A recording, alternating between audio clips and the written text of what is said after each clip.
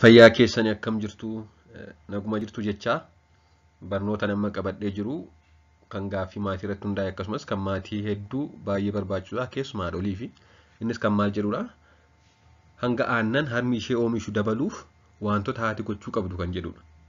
Akkuma beekamu haadholiin hedduun daa'ima isaaniif aannan gahaa dhabuun harma isaanii irraan kan ka'e ni rakkatu akkasumas immoo sababa kanaan kan ka'e daa'immaniif aannan gosa biraa kennu jechuudha ji'a jalqabaa.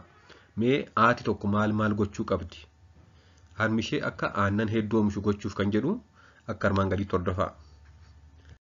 Osoo gara akkaataatti oomisha aannan harma haadhaa dabalanii ittiin seeniin dura jalqaba aannan harma haadhaa gosa sadiitti jira yookaan aannan harma haadhaa sadarkaa sadii qaba. Inni jalqabaan kan silga jedhamudha yookaan koolesteram jedhama inni kuni. Silgi hanga pirootinii, hanga vaayitaaminootaa fi mineraalota adda addaa hedduu qaba. Akkasumas kan baay'ee furdaa ta'edha. Dabalataanis immoo wanta baay'ee murteessaa ta'e kan immunoglobulin jedhamu kan ittisoo qaamaa daa'immanii cimsu kana qaba jechuudha. Sababa kanaaf dhagaa daa'imman aannan gosa biraa dhuganii guddatan irra kanneen aannan harma haadhaa hodhanii guddatan dhibeewwan daddarboo adda addaaf salphaatti saaxilaman kan jennu. Sababni isaas aannan kamiyyuu kan immunoglobulin jedhamu kana kan qabu hin jiru aannan harma haadhaan ala. Kun immoo daa'imman irraa dhibeewwan adda addaa ittisa. Silgi akkuma beektan torban guyyaa muraasa jalqabaa kan oomishamudha jechuudha. Inni itti aanu aannan ce'umsaa yookaan tiraanzishinaal milki jedhama.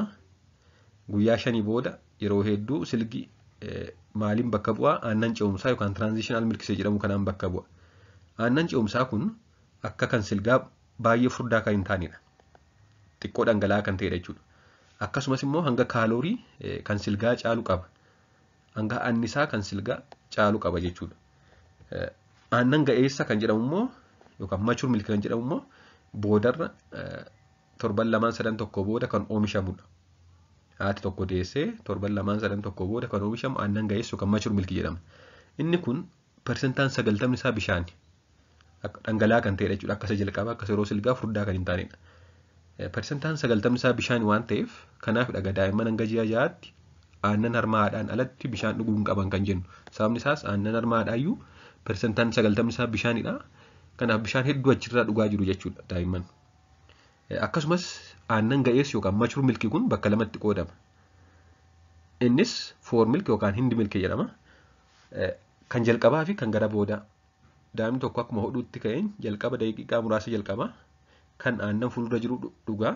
Inni kun garri caaluu isaa bishaanidha. Dheebuu daa'imman baasa malee kaaloorii yookaan nyaata hedduun qabu jechuudha. Kan jalqabaa. Daqiiqaa muraasa booddee garuu gara dhumaa irratti kan hindi milkii jedhamu jira yookaan kan boodaa. Inni kun faatii hedduu qaba. Bishaan hedduu kan hin qabnee fi kan xiqqoo furdaa ta'e kan daa'imman annisaa daa'immaniif dabalu yookaan annisaa daa'immaniif kennu hedduu qaba jechuudha. Kanaafuu aannan ga'eessi persentaan 90 isaa bishaanii garri jalqabaa isaa gara caalu bishaanidha garri boodaa isaa immoo nyaata qaba jechuudha. Akkuma amma jenne harmi haadhaa yeroo reefuu deessu yookaan torban jalqabaa guyyaa 7 jalqabaa guyyaa 5 hanga 7 jalqabaa keessatti aannan bifa kelloo qabu kan baay'ee furdaa ta'e kan nyaata gaarii fi wantoota vaayitaaminoota mineraalota adda addaa pirootinii hedduu fi akkasumas immoo wanta immunoglobulin jedhamu kan ittisoo dhukkuba daa'imman irraa ittisu kana qaba jenneerra. Kun egaa torban jalqabaadha. Yeroo kana guyyaa 7 yookaan guyyoota muraasa jalqabaa hangi aannan harmi haadhaa oomishu baay'ee xiqqoodha. Yeroo hedduu kun egaa expectedidha jechuudha. Kun kan eegamudha. Sababni isaas xiqqoomti ishee kuni daa'ima sanaaf gahaadha.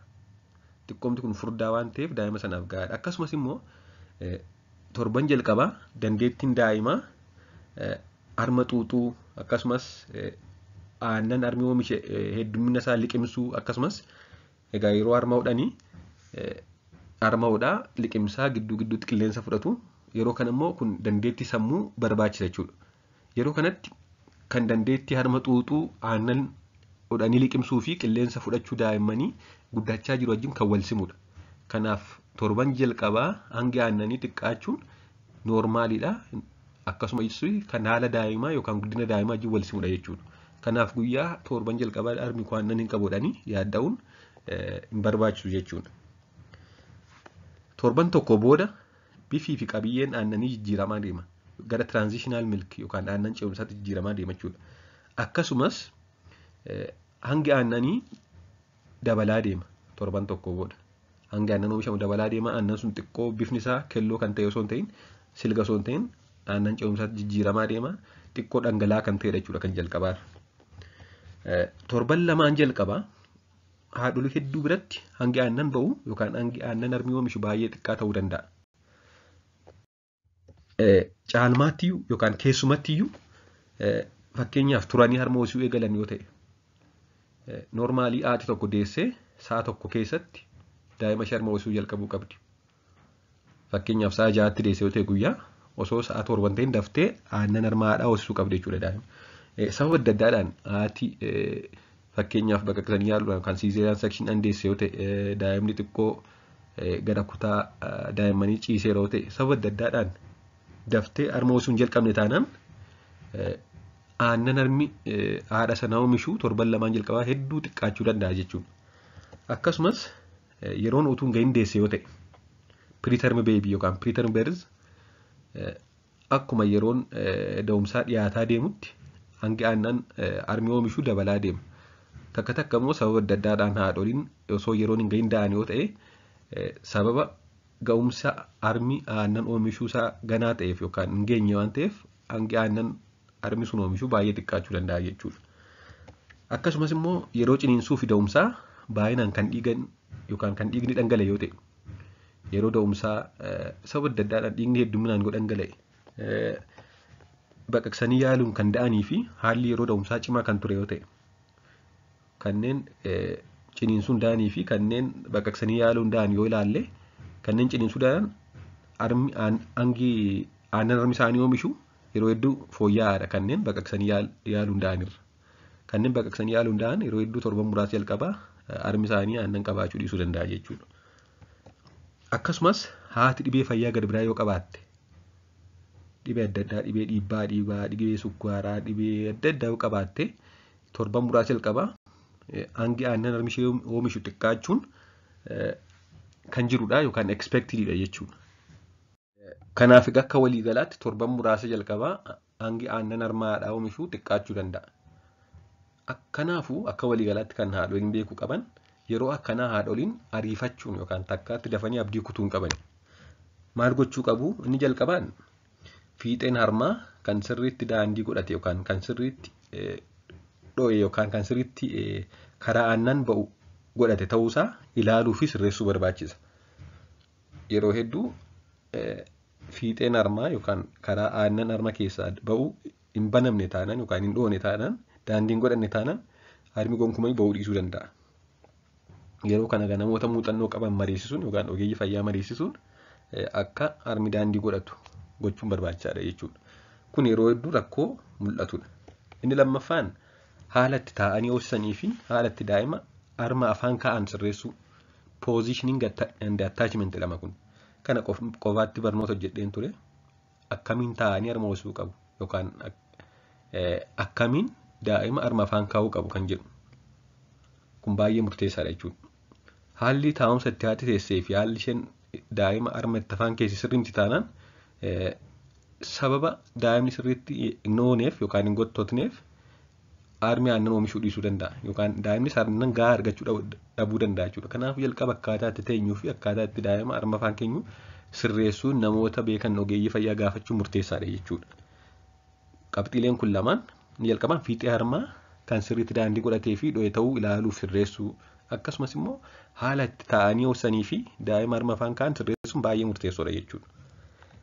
Akkaataa itti oomisha aannan harma haadhaa dabalan keessaa qabxiin sadaffaan harmi aannan baay'inaan qabaachuu baatuyyuu daa'imman irra deddeebi'anii guyyaatti si'a 8 hanga si'a 12 yookaan garaagarummaa sa'a 2 hanga sa'a 3 aannanuma harmuma aannan gahaa hin qabne kan akka isaan xuuxan gochuun barbaachisaadha jechuudha. Maaliif barbaachise harma aannan hin qabne xuuxuun yoo jettanii inni jalqabaan daa'imman sirriitti xuuxu yookaan daa'imni sirriitti xuuxaa yoo jiraate harmi aannan oomishaa deema. Har'a fakkeenyaaf guyyaa 2-3 jalqabaa harmi aannan qabaachuu dhiisuu danda'a. harma aannan hin qabne kan daa'imni irra deddeebi'ee garaagarummaa isaa 2-3 yoo xuuxe oomishaa deema jechuudha. Sababni isaas daa'imman yeroo harma hodhan yookaan yeroo isaan harma aannan hin qabne kan yeroo isaan xuuxan haati sammuun hormoonii piroolaaktiin jedhamu oomishti. Hormooniin piroolaaktiin kun immoo maal godhaa? Akka harmi ishee aannan dabalataa oomishu taasisa. Kanaaf egaa aannanuma harma hin qabne kana yeroo xuuxan hormooniin piroolaaktiin jedhamu qaama haadhaa keessa oomishama. Yeroo kana immoo hormooniin kun akka harmi ishee aannan dabalataa oomishu taasisa jechuudha. Kanaafuu harmi aannan qabaatee dhabees garaagarummaa isaa 2-3 daa'imman akka harma xuuxan taasisuun akka hanga aannan harmi haadha sanaa oomishu dabalu taasisa jechuudha. Kun qabxiin baay'ee murteessaadha. Kanaafuu har'a yoo hin qabu ta'e callumannee garaagarummaa isaa 2-3 yoo akka xuuxan goone boor xiqqoo fooyya'aa deema, guyyaa itti aanu fooyya'aa deema jechuudha. Qabxiin arfaffaan erga hoosisanii booda harka yookaan meeshaa ittiin harma elman fayyadamuun aannan achi keessatti hafe, aannan harma sana keessatti hafe tarii yoo jiraate fi akkasumas daa'imni rafee kan ture yoo ta'e elmanii baasuun dabalataan dhugsiisuun barbaachisaadha. Torban muraasa jalqabaa daa'imman sirriitti harma jabaatanii qabatanii xuuxuu dhiisuu danda'u waan ta'eef yeroo kana erga daa'imni amma ta'e xuuxee booda harka isaaniidhaan haadholiin harka isaanii dhiqatanii yookaan immoo meeshaa ittiin harma elmaniin aannan achi keessatti hafe elmanii yoo baasan guyyaa guyyaatti oomishni isaa dabalaa deema jechuudha. Inni sadaffaan yeroo daa'imman harma ho'isan jalqaba aannan harma tokko keessaa xumursiisuun gara biraatti dabarsuu. Akkasumas marsaa itti aanutti harma isa dhumarratti ho'isan irraa jalqabanii ho'isuu. Fakkeenyaaf jalqaba harma mirgaarra ho'isuu jalqabdeetti yoo ta'e osoo harma sana keessaa sirriitti hin xumuriin gara harma bitaatti dabarsuu hin qabdu. Sababni isaas daa'imni yeroo harma hodhu aannan gara jalqabaa dhufu bishaan kan ta'edha. Inni dhumarratti dhufu nyaata kan qabudha. Yoo harma sana keessa xumuree hunduma isaa fudhate marsaa itti aanutti sirriitti oomishee guute eega. Yoo xiqqoo qofa irraa dhugee dhiise immoo marsaa itti aanutti baay'een oomishu jechuudha harmi sun. Sababni isaas ga'aa ture waan ta'eef amma daa'imni sun gaafate oomisha aannan harmi sun. Yoo keessaa xumuree ta'e yeroo dhufutti itti guutee eega. Yoo keessaan xumurate immoo namni siraayyuu hin dhumne waan ta'eef hin oomishu jechuudha. Akkasumas marsaa itti aanutti kan dhumarratti hodhan irraa eegalchiisu. Fakkeenyaaf ganama sa'a 2 dura harma mirgaarraa eegalanii harma mirgaa keessaa erga xumuree booda gara bitaatti dabarsanii dhiisan yoo ta'e marsaa itti aanutti bitaarraa jalqabu. Sababni isaas dhumarratti achi keessatti waan taafee waan jiruuf. Kanaaf harma tokko keessaa osoo sirriitti hin fixin gara biraatti dabarsuu dhiisu. Akkasumas immoo marsaa itti aanutti harma oppoozit yookaan isa dhumarratti hodhan irraa akka jalqaban taasisuun murteessaadha. Inni gara biraan ni jeeffaan haati harma hoosiftuu nyaataaf dhugaatii sirriitti nyaachuu fi dhuguu akkasumas boqonnaa yookaan hirriba gahaa sirriitti fudhachuu. Istireesiin jiraannaan hirriba gahaa hin qabdu hin fudhanne taanaan tokko boqonnaa gahaa hin goone taanaan nyaata gahaa bishaan yookaan dhangala'aa adda addaa hanga gahaa ta'e hin fudhanne taanaan harma eessaayyuu dhufuu hin danda'u aannan harmaadhaa jechuudha. Kanaaf boqonnaa sirriitti fudhachuun baay'ee murteessaadha. Hirriba gahaa ta'e rafuu. Akkasumas immoo dhugaatiif nyaata gahaa ta'e nyaachuun akka harmi ishee oomisha dabalaa deemu taasisa. Akka qorannoon tokko agarsiisanitti nyaati tokko amala aannan oomishuu akka dabalu gochuu kan qaban ta'a. Akka biyya keenyaatti fakkeenyaaf kanneen akka aajjaa, marqaa qamadii, talbaa fi saliixii akkasumas nyaata shunkurtii adii qabu nyaachuun akka aannan harma hedduu oomishu taasisa jechuudha. Akkasumas immoo dabalata nyaata keessa zinjibila yookaan nabishii wanta kana dabaluun akka harmi isaanii aannan hedduu oomishu taasisa kan jedhu jira jechuudha. Kanaafuu kanneen akka aajjaa, marqaa qamadii, talbaa, saliixii, nyaata shunkurtii adii qabu nyaachuu, zinjibila, bishii waan akkasii nyaata keenyatti dabaluun nyaata isaaniitti dabaluun haadholiin akka harmi isaanii aannan gahaa oomishu taasisa jedhama. Kana hunda raawwatanii oomishni aannanii dabaluun fedha daa'imaa yoo guutu waan hundumaa kana jedhanii daa'imman ammayyuu hin quufne taanaan qaamni daa'imaa dabalaan jiru taanaan sababa harmi ishee aannan gahaa dhabeef hanga aannan oomishni isaa dabalutti daa'imman beelaan akka hin miidhamne yookaan akka aannan dhabanii hin miidhamne yeroof maal gochuu qabu aannan daakuu dabalataan kennanii erga harma isaanii hoosanii fixanii booda erga harmi isaanii duwwaa ta'e booda dabalata aannan daakuu yookaan foormulaa milk aannan xaasaa kennanii fi yeroo aannan ga'aa oomishan immoo harma qofa kennuun gaariidha. Egaa yoo kan hundumaa godhanii harmi isaanii aannan oomishuu dide daa'imni miidhamuu hin qabu.